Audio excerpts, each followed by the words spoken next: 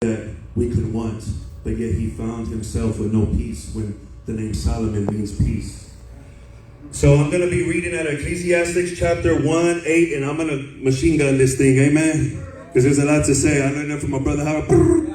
All right? So in chapter 1, verse 8, all things are full of labor, Solomon says. A man cannot express it, but the eyes is not satisfied with seeing, and nor the ear filled with hearing. Sometimes we see that thing that we want with our eyes, but we can't bypass it because the seeing is just not enough. We got to have it. We find ourselves in debt.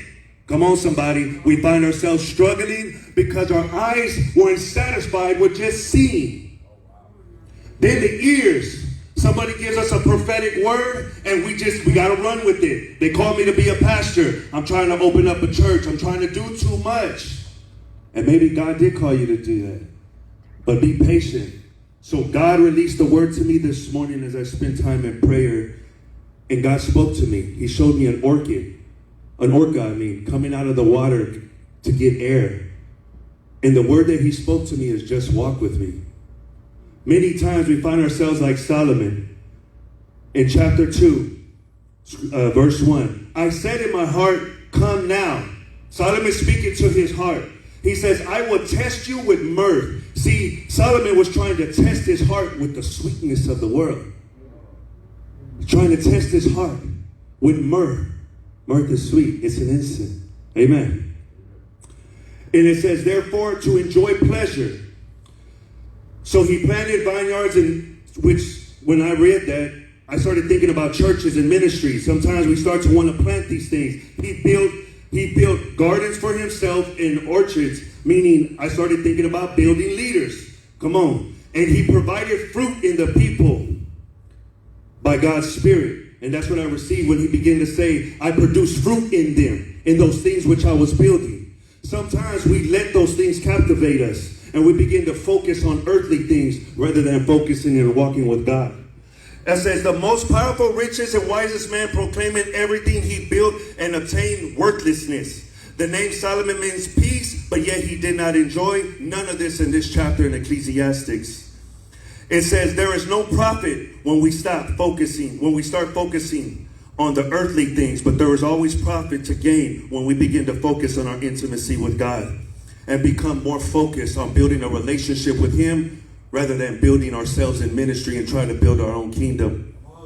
It says, the wisest man was found on earth with no answer under the heavens. So yet we must look to God himself for the answers. Stop trying to find the answers in earthly things. Stop trying to find the answers in people.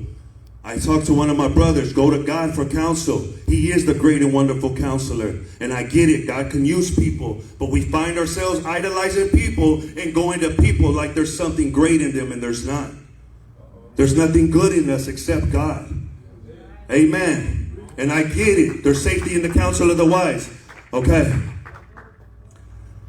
So, and I'm going to wind down with this.